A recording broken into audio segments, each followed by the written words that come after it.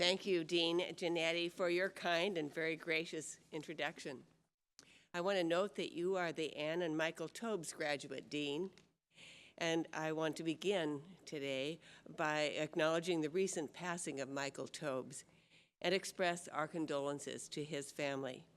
We have all benefited from the amazing generosity of this wonderful couple to our school and to our community. And my hat's off to you, Dean, and to the terrific faculty you preside over for the leadership which has guided and encouraged the achievements of this day.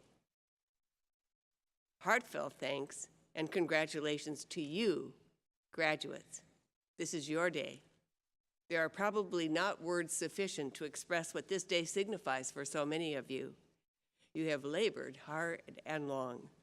Through tough days and setbacks, you have kept your dream alive, but that's only part of the story. There's also the investment that many have made in you, your family, your friends, and supporters along the way. You are thinking of them perhaps right now. The circle widens to include strong commitments from your faculty, from others on this campus, and elsewhere in your field. And of course, there's the state of California, and perhaps federal grants, which have helped in the process. And finally, there's the very ethos of our culture. It's an immigrant culture, isn't it? All those generations, including many in our own, who were seeking the opportunities which our system of public education makes available, if not for themselves, for you, their children. We all stand on the shoulders of many who have come before. And yet, there's another side to our celebration today, and that is what lies ahead. There are the opportunities, some known, but many unknown. Visions and possibilities who have had yet to be realized, still waiting to be created. But some of you are already knee-deep into this process. As has been said already, UCSB reflects the diversity of today's world, and that's a good thing. You are here in this place from a variety of places and interests, all walks of life. Some of you have been going to school all your life, and a few of us, as they say, have been around the block a couple of times or more. A few may have even had a rejection notice or two, or the door slammed in your face, and I've experienced that. Yes, I can relate. When I first ran for Congress, a letter was written to a local paper to this effect: who does she think she is running for Congress? She's just a nurse. And I knew the editors of that particular paper had happened to agree. Yes, defying the odds might be a characteristic some of us can share.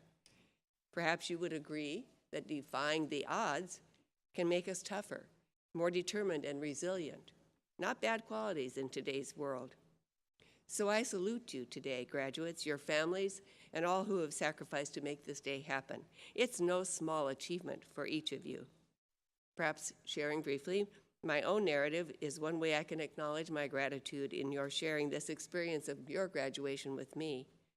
It's especially poignant to me that I'm here with you at the end of my time in public service, and I'm congratulating you as some of you will perhaps enter yours.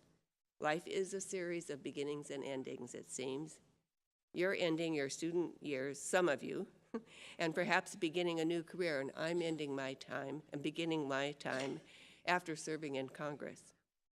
The last time I wore a cap and gown as a student, I was receiving a master's degree in early childhood education right here at this campus in the 1990s. I was fully engaged in the Santa Barbara community as a wife and a mother and a nurse in our public schools. I also taught part-time at Santa Barbara City College, and at that moment of my own graduation, right where some of you are today, I would never have envisioned addressing you here today as a retired legislator. So my lesson to you graduates, be ready for the unexpected.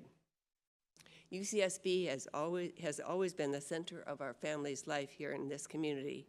It's the reason my husband Walter and I had come to Santa Barbara sight unseen. It was back in 1964, right out of graduate school on the East Coast, driving our old pink Buick, pulling a U-Haul trailer behind with everything we owned in it, I was 7 months pregnant, and he was eager to begin teaching in the brand new Department of Religious Studies at this relatively new campus of the University of California. We were so excited. His salary was about $8,000 a year, and we hoped that we could make the monthly payments on our newly purchased bungalow that I think cost around $20,000.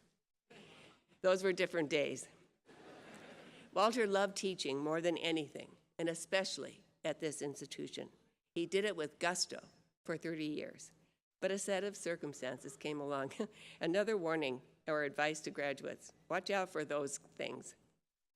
He announced as we gathered for Thanksgiving dinner in 1993 that he intended to run for the U.S. House of Representatives. Now, that year was not the best time for a Democrat to run. It was the year of Newt Gingrich, if that rings a bell with any of you old-timers. But he ran, and he lost, but he barely lost. So when he ran again in 1996, he won. Barely, but he won. And he loved serving in Congress. Unfortunately, 10 and a half months into this new career, he died suddenly at the airport at Washington, D.C. And it turns out that when a seat in the House of Representatives is vacated, it has to be filled by an election. So a special election was called, but the campaign had been very tough, and no one really wanted to step up. By default, I did, and I won, barely, but it was a win. And that calendar year, I was on the ballot 4 separate occasions. That's when I heard and read comments like the one I mentioned earlier. But you know, our country's founders were wise. Right across the street from the United States Capitol, they built the largest library in the world, the Library of Congress. Another lesson here for graduates: remember to keep our resources close at hand. We are prepared and ready to serve because we know how to find the resources we will need. You know that as I do, that many around us today in our communities despair of our public institutions and those of us who serve in them. And while there may be some who don't agree with much of what goes on in Washington, D.C. today, I have no doubt that democracy itself will indeed survive. One of my favorite activities as a representative was to welcome and greet students from the Central Coast of California, our congressional district. Usually these are 8th graders who are studying American history. Some of you may have done this. We would take a picture together on the steps of the Capitol before their tour, and we would have a discussion about what goes inside that building. I'd remind them that as the world's oldest democracy, that probably means that we've made the most mistakes.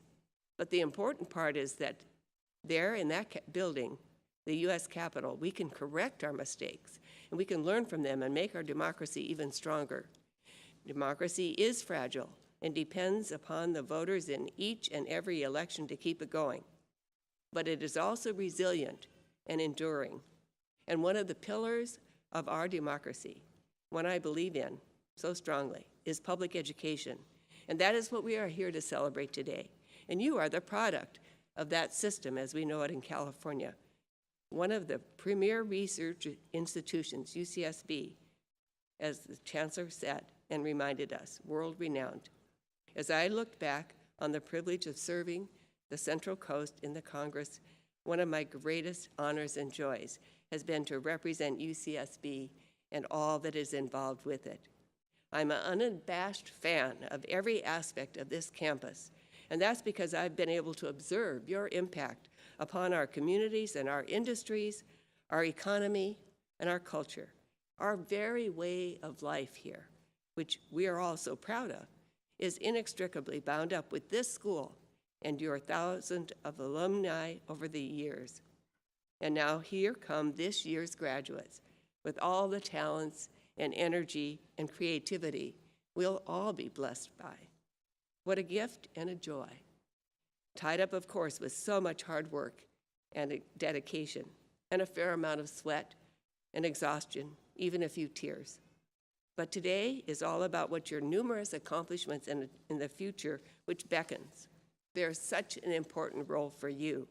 You are needed and important for all of us. So I just want to thank you. I'm thrilled to be part of this occasion for this high honor that you're giving me to join you in your celebration. 3 cheers for the future, yours and ours. Thank you very much.